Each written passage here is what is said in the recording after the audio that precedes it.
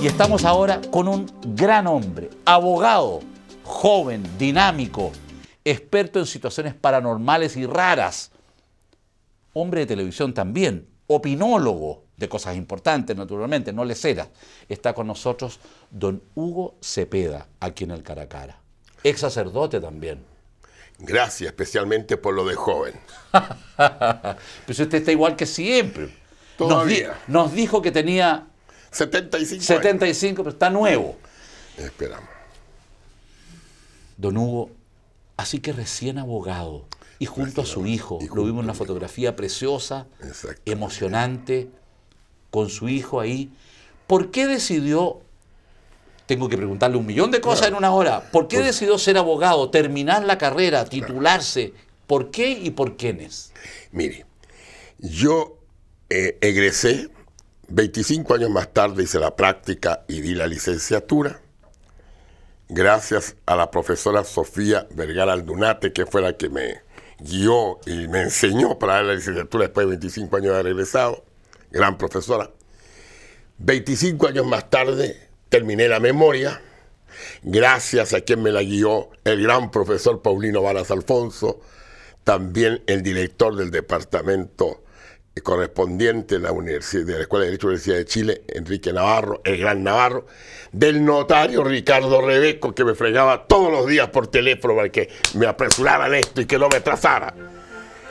Finalmente, porque mi hijo al final me dijo, papá, yo quiero ser abogado, quiero que jures, ojalá junto conmigo. Qué lindo. Y por una razón también sentimental de familia, para que no se interrumpieran las 5 generaciones de abogados. Qué buena. El tatarabuelo de mi hijo hacía mi bisabuelo, mi abuelo, mi padre, yo y mi hijo. Entre paréntesis, de mi bisabuelo, quien firmó su título de licenciado en nombre de la Universidad de Chile fue el propio de Andrés Bello y el secretario general don Miguel Ruiz Amunati, o sea, los grandes próceres. No podía perder esa tradición. No se podía perder. Por ningún motivo. Bueno, 25 años, 50 años. Y mi señora sostiene que en 25 años más, a los 100 años, posiblemente abra un bufete de abogados. ¿Cuántos años casado, don Hugo? Como 26 años. ¿Cómo 26 años? O sea, 26 años, o sea, viejón, como los 49, 50 años más o menos. O sea, ya. Mire, yo sé, como usted nombró tantas cosas, bastantes cosas he hecho en la vida.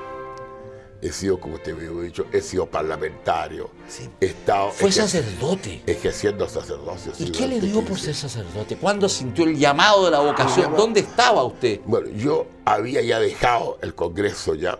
Y efectivamente estaba trabajando. ¿Usted fue diputado 2 vueltas? 2 vueltas. ¿Qué fue lo mejor, qué fue lo peor de estar en el Congreso? Bueno, empezando, a lo mejor aparece por ahí mi entrada al Congreso por primera vez el 21 de mayo de 1961, que se formó una trifulca de padres, señor mío. Era presidente don Jorge Lezardi, se había producido un asunto electoral en el norte y don Salvador Allende y don Eduardo Frei Montalva pidieron la palabra, lo que no procede reglamentariamente. Entonces ahí se formó un incidente y yo era los parlamentarios de oposición con los de gobierno y comenzaron los empujones, los puñetes.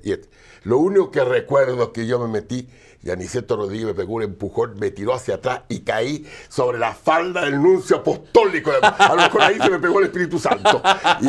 Y después yo me recuerdo que tuve un gesto más o menos de sensatez cuando entró la fuerza pública.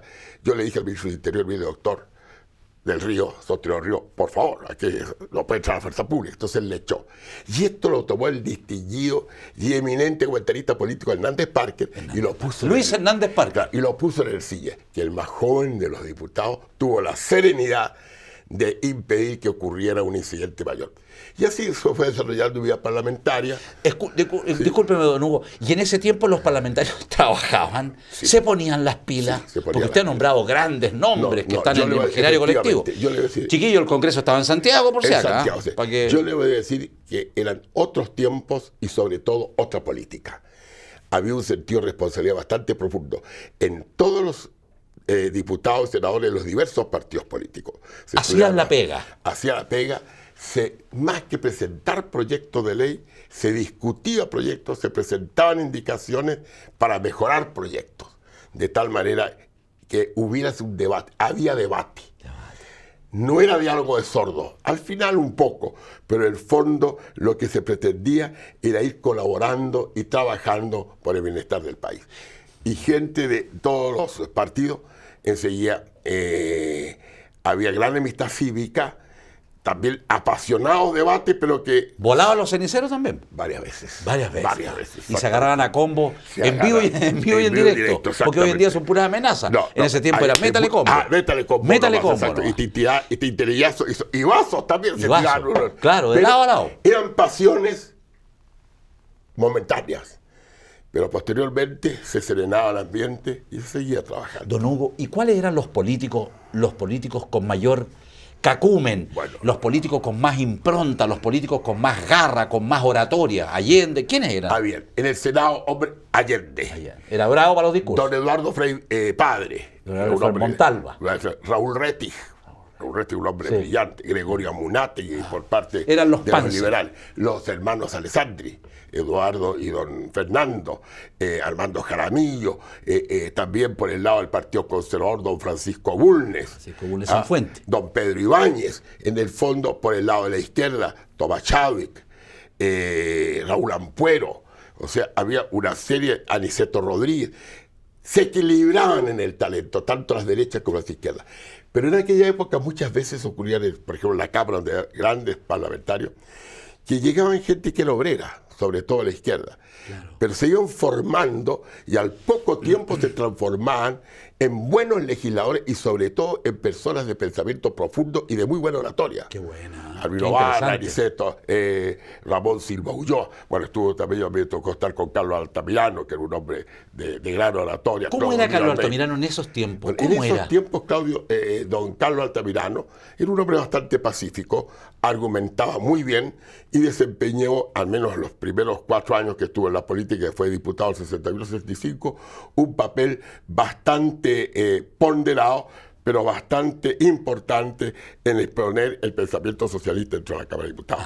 Por el Partido Radical se tenía gente como Ángel Fabich, como Jacobo Chausson, que era un hombre, Humberto Enríquez, Julio Durán, por el Partido Conservador de la Cámara Luis Valdés, Salvador Correa, habían exactos diputados también como Enrique Edwards. Por curiosidad nomás, don Hugo, ¿cuánto ganaba un diputado o un senador que hoy en día están en los 10 millones, 12 millones, 14 millones? ¿Cuánto ganaba en ese tiempo? A plata de hoy. Es que en aquella época es bastante difícil calcular, porque cuando yo entré al Congreso estaba el escudo.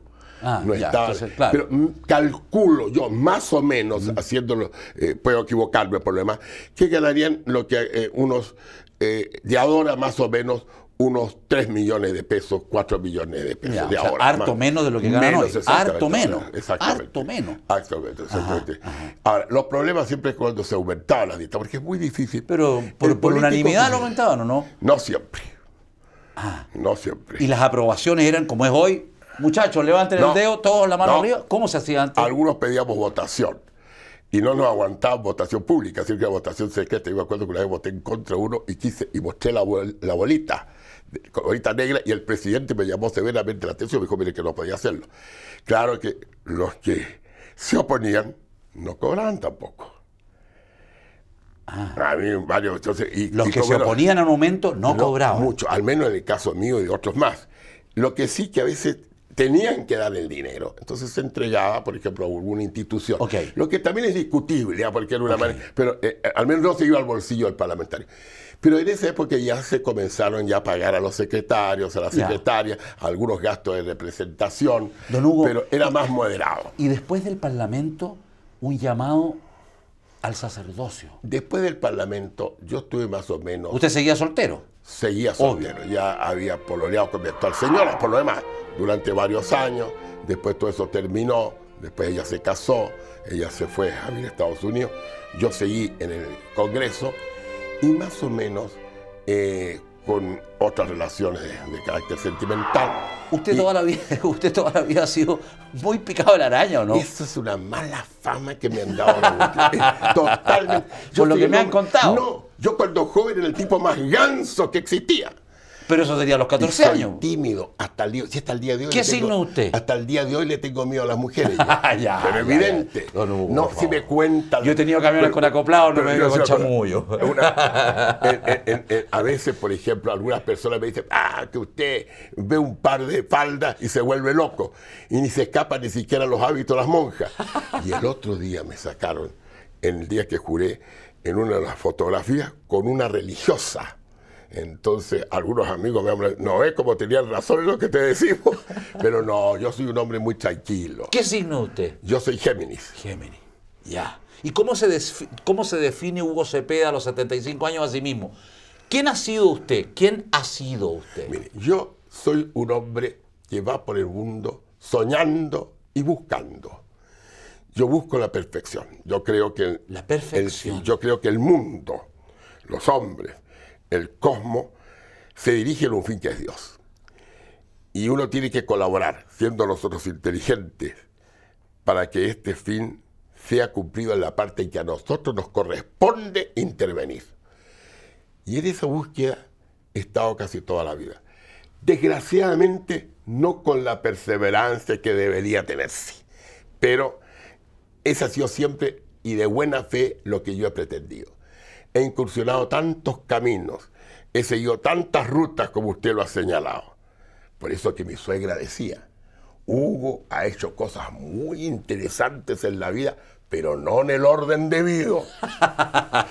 Eso, desordenado. Un poco desordenado. Por lo menos la opinión de la suegra. En la opinión pero en el fondo yo me he dado cuenta que a lo largo, bueno, no lo he hecho todo bien, he cometido muchos errores. ¿Cuáles han sido los errores más graves que ha cometido en su vida, don Hugo? Errores, mire, primero, la falta de perseverancia cuando debería tenerla.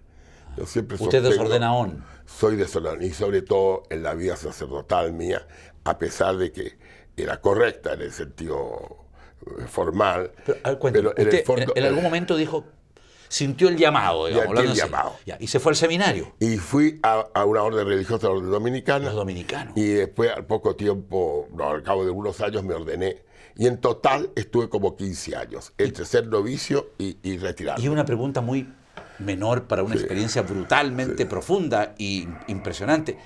¿Cómo fueron esos 15 años? Mire, los primeros años fueron como, en realidad, de plena felicidad. En realidad es como el pololeo y el noviazgo antes del matrimonio. Después, bueno, surgen dificultades, que generalmente es culpa de uno. ¿Cuáles son las dificultades? La dificultad a veces de convivencia. A veces de ¿Con los otros sacerdotes? Con otros religiosos, seguramente por el carácter mío, debido a que yo fui una vocación tardía. O sea, yo no le echo la culpa a la institución, yo sigo admirando a la Orden Dominicana hasta el día de hoy. Y además, fuera de que ellos me abrieron muchos horizontes, ellos me enviaron a Buenos Aires, me enviaron a Roma a estudiar y a conocer el mundo. También el ejercicio ministerial de sacerdocio me dio grandes satisfacciones. Yo creo que los servicios que pude hacer, que por supuesto que era Dios que los hacía a través de un indigno servidor como yo, pero me dejaron siempre plenamente satisfecho. Pero yo siempre seguía una búsqueda. Yo soy un hombre que desgraciadamente, frente a las grandes dificultades de la vida, yo las logro generalmente superar. Y cuando no las supero, doy vuelta a la página. ¿Cuáles han sido para usted las grandes dificultades? ¿Cuáles eran en ese momento sus grandes dificultades de la vida? Mire, las grandes dificultades de la vida es no tener, como le podría decir yo, la fuerza necesaria para perseverar en los grandes ideales. ¿Y cuáles son sus grandes ideales? Los grandes ideales que yo siempre he tenido es tratar de servir a Dios, tratar de mejorar el mundo. Pero es un concepto muy amplio. Demasiado amplio, demasiado ambicioso. Sí. Mejorar el mundo, trabajar por un mundo nuevo, trabajar por una nueva sociedad que sea realmente de gente solidaria, de gente que realmente cambie, que viva pensando en lo demás. Y en todas las instituciones a las cuales he pertenecido, en eso soy muy hijo de Santo Tomás, buscando el bien común de todas esas instituciones y luchando por eso más que por mi bien particular, lo que no siempre me resultaba. Don Hugo, y cuando usted estuvo 15 años en el sacerdocio, una pregunta que de cajón ¿sí? En estos tiempos, por cierto, ¿cómo anduvo con el celibato? ¿Cómo se puede Un hombre que llegó al sacerdocio mayor, Por supuesto. más maduro, con vivencias previas, Claro. con mundo. Exacto. ¿Cómo? Yo doy una sola explicación, sobre todo debido a mi carácter, y además lo que me atribuyen y lo que nadie me cree. Guardaba el celibato. Guardaba el celibato. Y por una razón muy sencilla. Y eso es lo que me afirma la fe a mí, de que eso es obra de Dios. Sí, po. Es muy difícil que alguien naturalmente, por su propio esfuerzo personal, sí, pueda guardar la castidad. Claro. Solamente con auxilio de la divinidad, de Dios y de la Virgen, uno puede sobreponerse a las tentaciones, que son muy fuertes. Lógico, pero por favor. Y en eso no hay edad posible. Lógico. Porque aunque uno sea viejo, no está exento de hacer tonteras. Obvio. Así que Lógico, además que en ese momento usted no era para nada viejo. Hoy no lo es, en ese tiempo menos. Entonces, ¿qué es lo que pasa? Chupaya, ¿eh? Pero, y otra cosa, el problema mío más era la obediencia. Yo obedecía, pero siempre, muchas veces obedecía de malas ganas, lleno de resentimientos. Y eso, arrepentido. Y eso me hacía precisamente dudar de seguir adelante. Y eso fue en definitiva lo que fue abonando el terreno de una crisis bastante profunda. Por eso, la gente dice, claro, los curas se salen para casarse, o la razón o el motivo primario es precisamente el que se le ha enamorado. No, en realidad siempre hay otras razones. Y las relaciones sentimentales, cuando aparecen, son la solución para el problema. Es precisamente ver, aquí tengo un horizonte nuevo. Claro. Este horizonte, que en el caso mío renacía. Claro, renacía porque usted venía y con el antiguo amor. Claro. Renacía. Y sobre todo que yo seguía estimando, aunque que mi mujer siempre fue una mujer, y hasta el día de hoy una mujer maravillosa. Entonces, eso fue lo que me decidió a dar el último paso. Y cuando yo realmente me sentía que estaba muy comprometido sentimentalmente con la que ahora es mi mujer, bueno, tuve que dar el paso.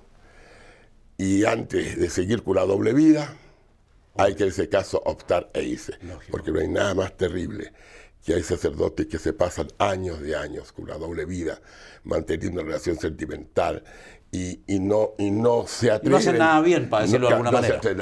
Uno es preferible provocar un escándalo, provocar el que mucha gente se decepcione de uno, pero buscar un camino en el cual uno pueda ser feliz y también hacer feliz y para eso hay que tener... y cumplir otras misiones en la vida que se pueden cumplir. Claro, don Hugo, y para eso, imagino, hay que tener cojones, personalidad, carácter y ponerle el pecho a las balas. Sobre todo cojones.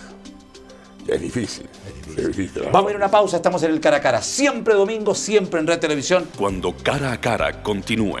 Entonces decretaron que había una posesión diabólica, hicieron un exorcismo y en una segunda sesión la niña sanó.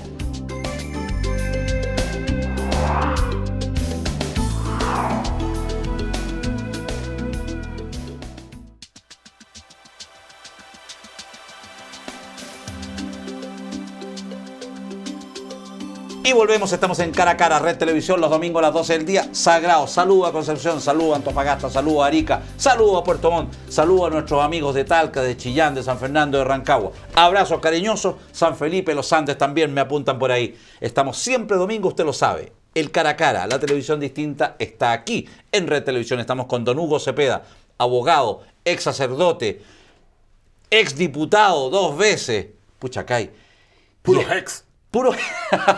Por Dios que hay ex. Por Dios que hay ex. Estará bueno que haya actualidades también. Oiga, don Pero Hugo. todo yo voy a decir una cosa, por ejemplo. Cosa que a mí me llamaba la atención. Usted sabe que hace unos 2 años atrás yo serví de camu, más bien dicho, respecto de un film que se llama El Ejército de los Helechos, Sí. sobre las tradiciones de Chilota. Y el otro día el Mercurio me puso precisamente prácticamente como actor. Y me puso en primera plana, en la portada. Yo iba por la calle y leo la portada. ¡Pum! Leo Hugo Cepeda y me pasó algo kafkiano. Creí que estaba muerto. Este es mi obituario. Y dije yo, pero, mire, se portó bien el Mercurio conmigo. Me destacó más de lo que necesitaba. Y después leí de qué se trataba. Lógico. Y efectivamente, ahora agrego ser actor. Entonces iba a sacar una nueva tarjeta. Lógico. Hugo Cepeda con licenciado en Sagrada Teología, licenciado en Derecho, abogado y actor. Y actor. Espero no tener más profesiones. Después de eso, ya. el Hasta ahí diluvio. nomás ya. El diluvio. Pero yo lo veo de pronto en los Buenos Días a Todos, invitado a distintos programas, matinales especialmente, hablando de situaciones paranormales. Yo siempre he estudiado mucho. ¿Qué mundo es ese? Ese Y del es- demonio, y del diablo, y...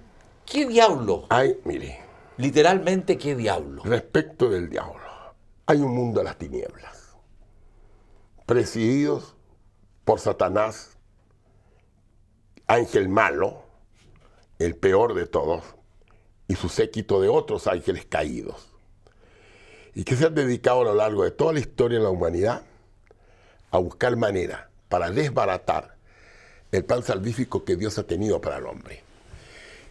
Desde Adán y Eva adelante. Primero, fundamentalmente tentando, como el caso de nuestros primeros padres, que se hagan como dioses. ¿Y qué quiere decir hacerse como dioses? De que no reconocer a Dios, a quien le debían todo, y tratar de tener una absoluta autonomía personal, una libertad sin límites. Y actualmente eso es lo que muchas veces pasa. Todos nosotros queremos autonomía personal, sin preocuparnos con el del lado, sin preocuparnos del bien común, sin preocuparnos que vivimos en un medio social. Entonces, ese creernos Dios es el pecado que cometemos hasta el día de hoy. Y hoy más que nunca, ¿por qué? Porque el diablo, como dice muy bien el refrán, que sabe más por viejo que por diablo, nos ha convencido de que él no existe. Y al no existir el diablo, o al no creer en su existencia, debilitamos la fe en Dios. Porque si no reconocemos la existencia del mal, ¿para qué necesitamos a Dios? ¿Qué diferencia hay con el bien? pregunta, ¿eh? Ninguna. Qué pregunta. Entonces, por eso mismo que normalmente entonces este tipo de tentaciones que en este momento está afectando al mundo entero. Ahora, hay otras maneras que se presenta el diablo, la más grave de toda la famosa posesión diabólica, pero que es excepcionalísima. Y ahí es donde proceden los exorcismos y todas las formas precisamente para, usando del poder que Cristo consiguió a la iglesia, para poderlos expulsar. Y vemos nosotros, por ejemplo, que lo del diablo y los exorcismos existen en todas las religiones, no solamente en las religiones cristianas, en los católicos y otras confesiones cristianas, sino que también vemos entre los musulmanes, lo vemos entre los judíos, que existe este enemigo, antigua serpiente, demonios que están actuando hace 5, 6, 10 mil años, y que Cristo los derrotó, pero que siempre están acechando para hacernos caer a nosotros en la separación respecto de Dios. Entonces, este mundo de las tinieblas, este mundo precisamente oscuro, es el que a mí siempre me ha seducido para estudiarlo a fondo, empezando primero con los ángeles. Bueno, la doctrina respecto a los ángeles, que es maravillosa y que sobre todo la desarrolla Santo Tomás de Aquino en la Suma Teológica. Pero hay, por ejemplo, serie de textos y también quienes rodean este mundo de las tinieblas, hechiceros, brujas, brujos, personas que hacen pactos a cambio de la entrega al alma para tener poder, para tener dinero, para tener sexo. El diablo sabe muy bien cuáles son nuestras debilidades y las explota. Por eso que yo siempre me preocupo mucho, por ejemplo, de la juventud, que todos estos asuntos, estas ouijas, son peligrosas, porque se llama a la abuelita, pero uno no sabe quién llega, no sabe qué portales abre. Entonces, evidentemente que muchas veces estos jóvenes terminan con la asistencia psiquiátrica o formando grupos de sectas satánicas, realizando actos abominables, ya sea en iglesia o en cementerios, sacrilegios allí.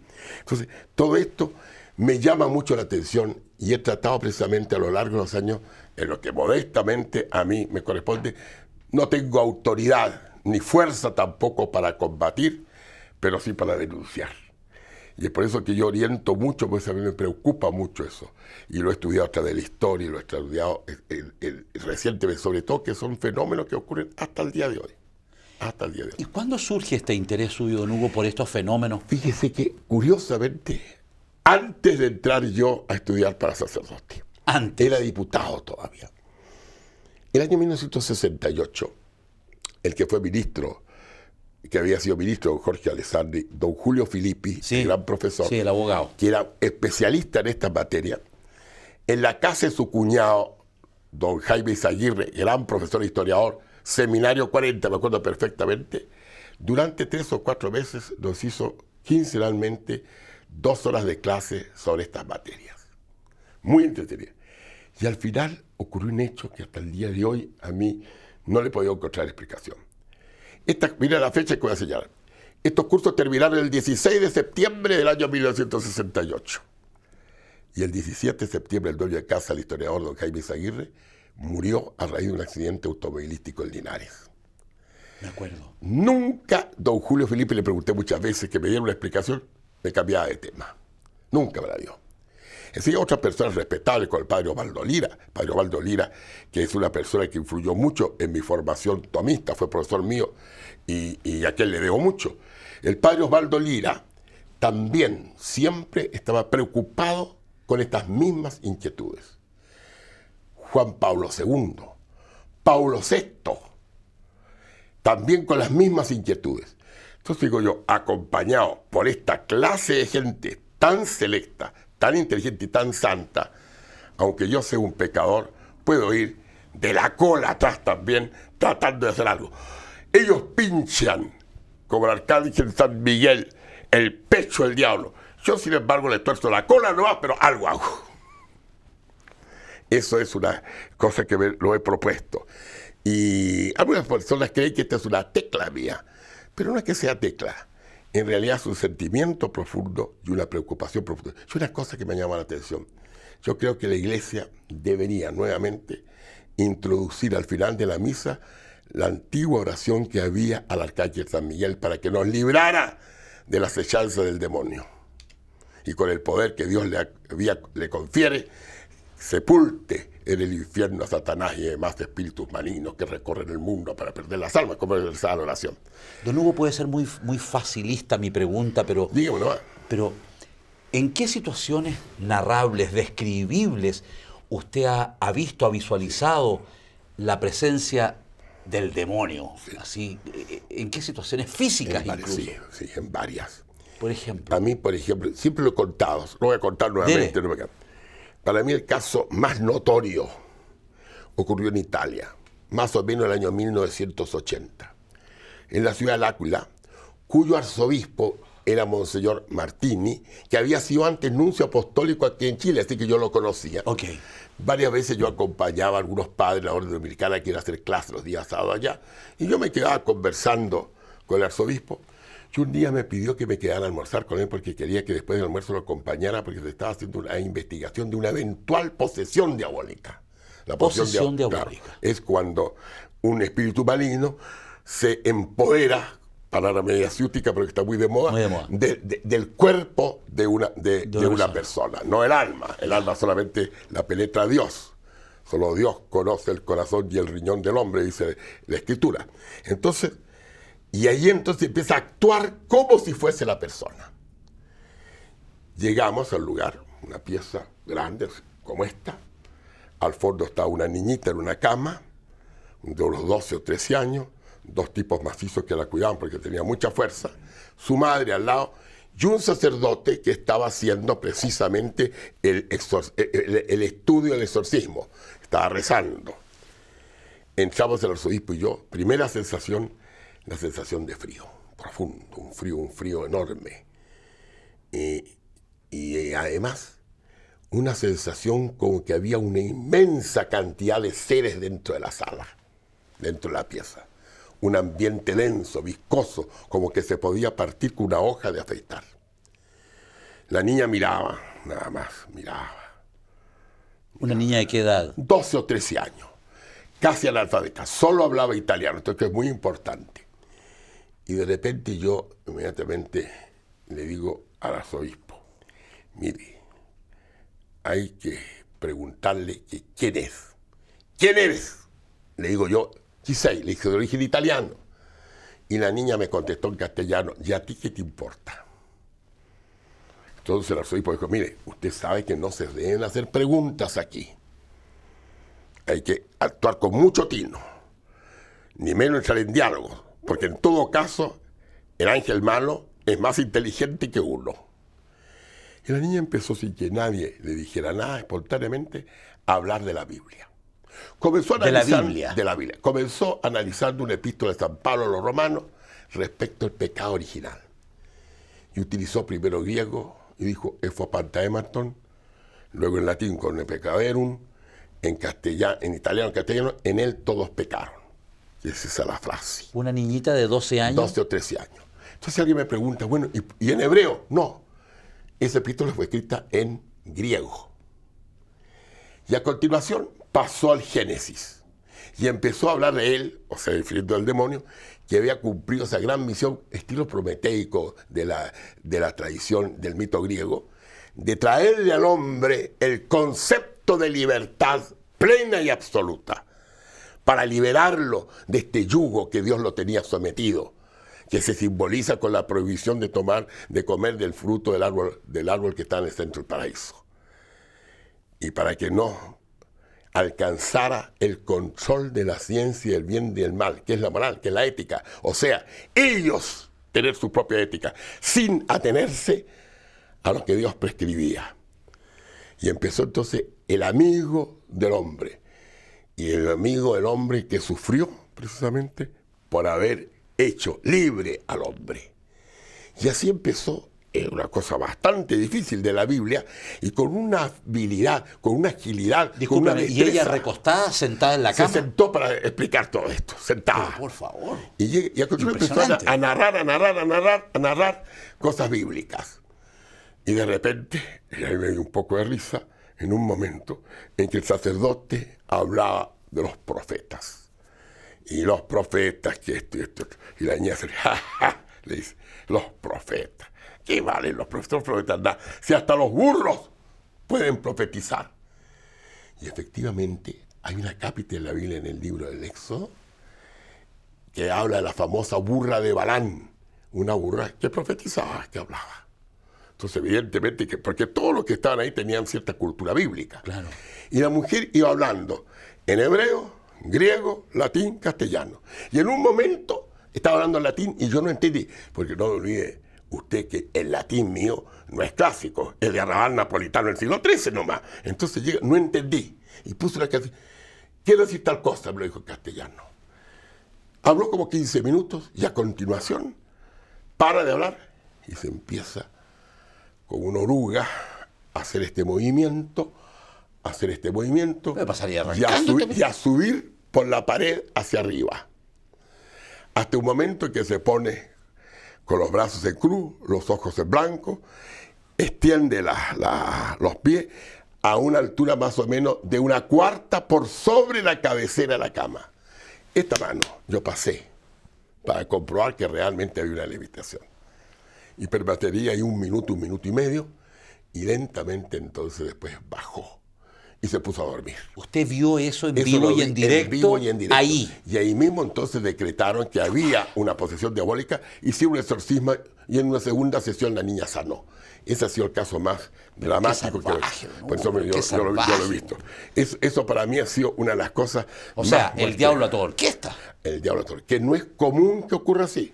Por ejemplo, la película El Exorcista Sí, es un caso muy excepcional porque se dan todos los casos. Claro. No es fácil, porque el diablo es eminentemente ambiguo. Siempre deja un margen en que está engañando, Nunca se revela totalmente para no demostrar todo lo que es él, porque él siempre va a aparentar como que tiene más poder del que manifiesta. En su opinión, don Hugo, ¿el diablo toma a las personas con bastante frecuencia? No, Es- no. Esto que le acabo de narrar son casos excepcionalísimos. ¿Y a quién elige el diablo en esta Ese es un misterio. Puede ser una persona mayor, un religioso, un niño, una religiosa, una mujer del campo, un profesional, un profesor, cualquier persona. ¿Y con qué objetivo? Incluso gente buena e inocente. Como esa niñita de 12, Como 13 esa años? niñita. No, y personas buenas. Nadie, ese es el misterio más grande que ¿Y con puede qué ocurrir. objetivo? El objetivo, hay un objetivo bien importante. Que a pesar Dios tiene que permitir esto. ¿Y por qué lo permite? Para que nosotros sepamos a quién tenemos al frente. El poder que tiene. Y le temamos. Y entonces realmente en este temor a este mal nos demos cuenta que solo en Dios encontramos el refugio y la fortaleza. Es una cosa muy importante eso.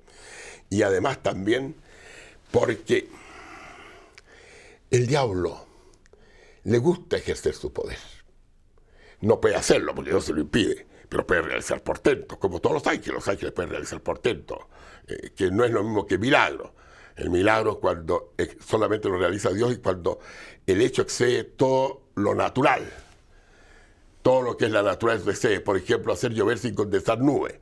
El diablo podría mañana juntar una condensación rápidamente de las nubes para poder hacer llover. Pero hay una cosa de que el diablo va buscando siempre gente que lo siga y que se preste para sus maquinaciones. Y las encuentra siempre. Usted sabe que hay sectas satánicas permanentemente, luciferinas igual, en que realmente él se hace adorar como Dios. Y lo grave es que mucha gente en la iglesia, incluso sacerdotes, no cree mucho de estas cosas. Entonces es muy difícil muchas veces convencer a un sacerdote que haga una investigación ante una eventual posesión.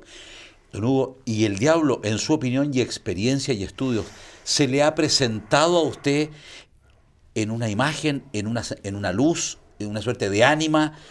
Mire, presentarse en una suerte de luz, en una suerte de ánima. ¿De figura, de sombra, no? Pero sí en cuanto a rastro y en cuanto a fuerza. A fuerza. Una vez me pasó un hecho, exactamente, recibir un impacto de su acción. Eso sí, no que lo haya visto. Por lo demás, le he visto que esto no solamente le va a ocurrir a un pobre pecador como yo, hay santos, a Santa Teresa, el Padre Pío. Padre Pío era constantemente maltratado por el demonio. Padre Pío fue una persona, pero perseguía permanentemente. Eso de los estigmas, usted sabe que no fue santificado por eso, fue santificado por su vida. Y hay el caso, por ejemplo, de las apariciones que tuve de almas que se le aparecían y le pedían oraciones. Hay un caso de un hombre que apareció en 1913, fue eso, y le pidió oraciones. Y le dijo cómo se llamaba y que había muerto un incendio 5 años antes en tal ciudad de Italia. El superior del convento fue a esa ciudad y buscó los archivos municipales, tal incendio donde falleció tal persona. O sea, el caso del Padre Pío es notorio. Porque el Padre Pío, en mi opinión, es uno de los grandes santos, como eran los santos de los primeros siglos. Es, tal vez el más extraordinario del siglo XX. Y también otros santos también. Y además, yo creo que la Iglesia siempre nos ha prevenido respecto a, al menos en la iglesia oficial, estamos hablando del Papa y de los obispos. Ajá. A veces hay algunos sacerdotes que en este aspecto tienen una posición más crítica, pero yo respeto la posición de todo el mundo, pero yo soy del que creo de que en el poder precisamente del maligno, del cual tenemos que precavernos. Y como decía San Pedro en una epístola por ahí, el diablo como un león rugente ronda buscando a quien devorar, resistirle firmes en la fe. Y como se recomienda, y Cristo lo dijo muchas veces porque él practicó el exorcismo, la oración y el ayuno es indispensable. Por eso es que los exorcistas, que son sacerdotes de mucha selección, antes de intervenir en la firma exorcista, tienen que realizar ayuno y oración por varios días. Vamos a ir a una pausa, estamos en el Cara a Cara, siempre domingo y aquí en Red Televisión. Volvemos. Cuando Cara a Cara continúe. Yo no juzgo a Caraima.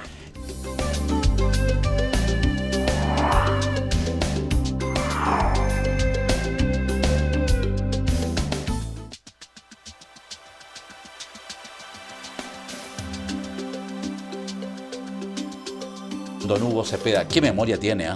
Usted tiene una muy buena memoria. ¿Qué Mire, capital? Don Tomás, le voy a contestar inmediatamente. Dígame. A falta de inteligencia, buena es una memoria bien administrada. Claro que alguien agregó que quien administra bien la memoria es porque inteligencia tiene. Buena. ¿Usted conoció al sacerdote Caradima? Sí. ¿Quién diablo es ese caballero? Mire. Para preguntarlo en fácil. A mí no me gusta hacer juicios. Yo soy amigo de Caradima. Y no le voy a abandonar la amistad por ningún motivo. Lo conozco desde hace más de 50 años, incluso de antes que él fuera sacerdote. Yo nunca percibí nada de lo que se le acusó, jamás. Sería el más grande de los mentirosos si fuera así. Nunca percibió nada. Nada, absolutamente nada. No me relacionaba con frecuencia con él, nos visitaba de vez en cuando, pero nunca oí nada. Yo me atengo a la resolución de la Iglesia, Que es clarísima. que es clarísima. Para mí me duele mucho eso. Como he dicho otras veces, a mí me gustaría visitarlo para conversar con él. Desgraciadamente no se puede hacer, está prohibido. Pero también a mí me llama mucho, o sea, me duele más todavía, la suerte que han corrido muchos sacerdotes por él formados, de los cuales yo tengo muy buena opinión. Y en este momento es como que los persiguen mucho. En mi opinión, no el padre Caradima... ¿sí? Discúlpeme, don Hugo, porque usted piensa que los sacerdotes que el padre Caradima formó, de alguna u otra manera, los deformó. No, yo creo, los que yo conozco, Ya. los encuentro bien formados. Bien formados. No los conozco a todos, son Claro, como 50, claro, no los claro. conozco a todos. Ya. Bien formados. Y además, hay cosas que pasan en el alma de una persona que ninguno de nosotros está llamado con autoridad para poder calificarlas. ¿Qué ha pasado? Para mí una cosa muy misteriosa. Además también las debilidades humanas y el pecado muchas veces ha estado presente por la Iglesia. Pero esto que estas crisis que pasa en la Iglesia hoy son menores que las que han pasado a lo largo de su historia. Sí. No se olvide usted que en el siglo XV, una vez al comienzo del siglo XV, hubo 3 papas simultáneamente. Imagínense el estado de la Iglesia. qué pelotera. En el Renacimiento igual. Sí, claro. La conducta de los papas y todo. Pero siempre eso nos demuestra a nosotros que la fuerza del Espíritu Santo, no de los hombres. Y lo misterioso es el éxito de Caradima en tener tantos discípulos. ¡Qué increíble! Jóvenes, 200, 300 jóvenes. Si pasaron cerca de 20.000 jóvenes por él. Y no todos sostienen de que él se haya portado mal. Eso es un asunto misterioso con la relación del Espíritu Santo. Y se lo Yo digo- no juzgo a Caradima. Se lo Y digo. mantengo mi amistad con él. Hay que ser leal, Sí, no, sobre todo claro. cuando se trate de un amigo que Sí, está en desgracia. por cierto, don Hugo, ahora, yo lo reconocí a él a través de las imágenes en la televisión cuando explotó la bomba, sí. y la verdad, y con mucho respeto por usted, que es amigo de él, no le encuentro en las imágenes, no le encontré en las imágenes ningún carisma de ninguna naturaleza.